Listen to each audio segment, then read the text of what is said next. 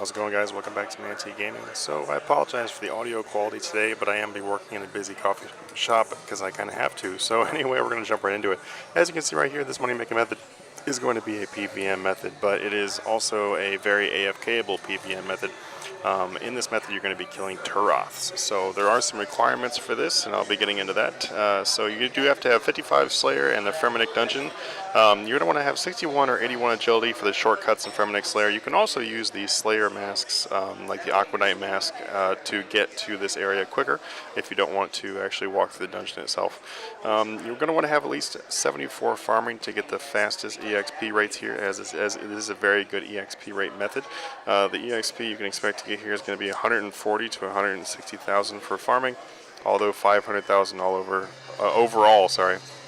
And then you're going to want to have 82 summoning to summon the familiar that we'll be using in this method. So I'm first going to start off by showing you guys the inventory as well as the ability bar and everything like that, and then I'll get into the general strategy. So the first thing I'm going to be getting into is going to be the equipment setup. So the gear, as you saw, as you will see in my future clips of the combat, these monsters really don't do hardly any damage to you. You will be fighting several of them at once. So if you're a lower level player, then you may want to use, a little bit heavier armor. But as far as a high level player, you just want to stick to straight DPS gear. I wore Armadillo through this, mostly in my testing phase of this, but you can really wear whatever you want to. The Anima Core armor also works really well. You can definitely augment it if you would like to. Scavenge is really useful here. As far as the weapon, you're going to want to use a Royal Crossbow. You're going to want to use Royal Crossbow bolts, and you want to have that in the Elf Quiver. As far as the book, I just use the Illuminated God book because the Illuminated God book does give you some great stats. As far as the ring, you can really use any ring that gives you any kind of stats. You're really just looking for a straight out DPS, and as far as your gear goes, it's not really that picky here, honestly. As far as the augmentations on the bow, Karaming, I'm not sure exactly how to say it. You just read it. Is a really great option here because it will allow you to hit more of them more often, but otherwise just higher DPS perks as well as Scavenge is going to be really nice here. You will get a lot of components off of Scavenge, so if you're still missing a lot of components or want to build up your components, I highly recommend using Scavenge. As far as the necklace, you are going to for sure want to use Demon Horn necklace. If you don't have Demon Horn necklace, then you're going to have a little bit more of a trouble here because of the fact that having Soul Split is really useful. So if you don't have Soul Split, you're really definitely going to bring some extra healing or something like that too. Okay, so we're going to go into the actual inventory. So the actual inventory is going to look as I show here. You're going to want to either use the mage or the range familiar as far as the demon familiar. So these are level 82 demon familiars. You can buy these in Grand Exchange. The scroll that goes with them is called the Ring of Fire scroll. You can use those basically and makes him so he does like a big bomb, like a big fire bomb attack and attacks everything in an area, which just helps you to kill more of these per hour. The next thing you're going to have is going to be overloads. If you don't have overloads, you can use supreme rangings or other things to boost up your ranging. If you're going to be using overloads, using holy overloads is going to be your best option, although they're not really that needed here because of the fact that you have a demon horn. If you don't have demon horn, then using holy overloads is going to be really useful. Something else I'd recommend bringing here would be alchemy runes. That's for the people who are trying to make the most money per hour while using this method. They're really useful. And also, if you put the high alch on your ability bar, as you can see down there below, then you can just use your key to alch the stuff that you put in your inventory. Next thing here is going to be aggression flasks. You're definitely going to want to bring these. Actually, if you don't bring these, the method won't work, so make sure you bring aggression flasks. You'll only bring one prayer renewal, not prayer renewal, but you want to bring one restore potion with you. This is going to help you to not only boost up your prayer, but it will help you with being able to restore your summoning points so you can bring out the demon again. If you have a lower prayer or do not have Demon Horn or something like that, then you are definitely going to want to bring flasks of either prayer restores or super prayer renewals or something like that to help boost up your prayer. As far as random items go, the gold accumulator is very nice, although I will warn you they will fill up very quickly. Enhanced Excalibur is nice if you're a lower level. If you're not a lower level, you really don't need it. Using the Slayer Master Key here is going to be a very quick option to get to the location.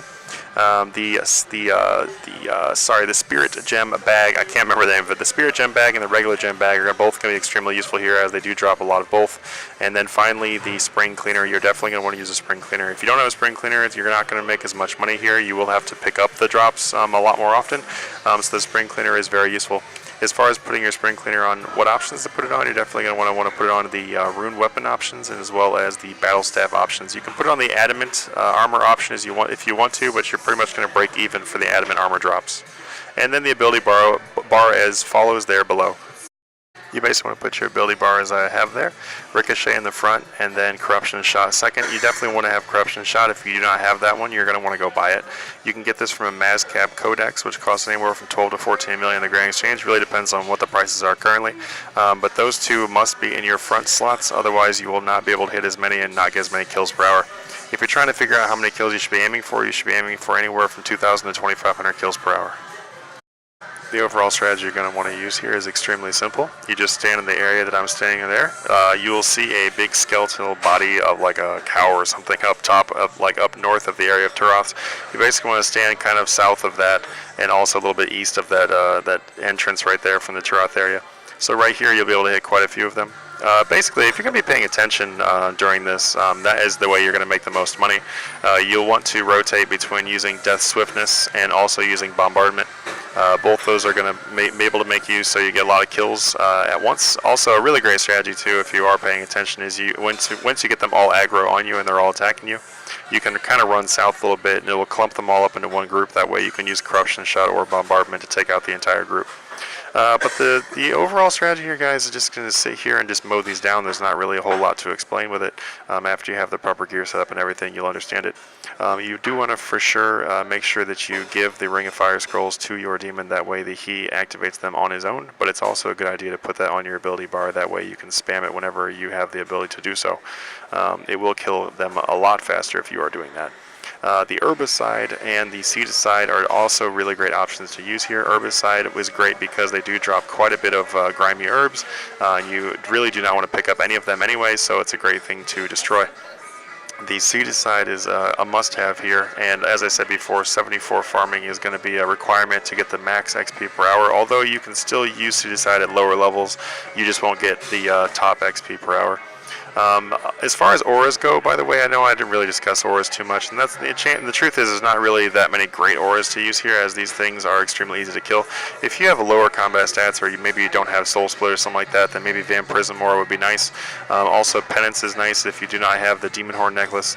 But overall, if you are a higher level player, then you're really not even going to need anything here. So I would recommend using the Knockout or using like Wisdom to get extra EXP for farming, as Wisdom will increase your farming EXP and your overall EXP per hour by quite a bit.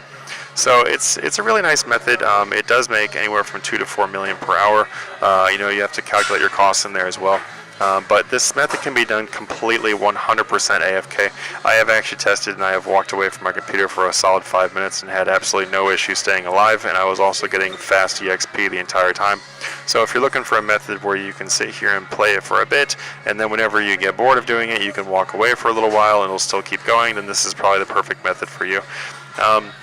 As far as what to pick up on the ground, you'll want to pick up all the stackable things that you can, and then all the armor stuff and everything you can just alch.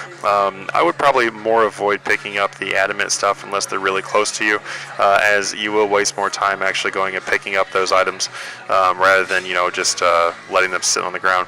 Another great strategy here, by the way, is to use a loot timer. So you have to remember that it is 3 minutes before your loot on the ground disappears. So if you set a timer to about 2 minutes and 30 seconds or so, then you know that you only go loot the ground every 2 minutes and 30 seconds.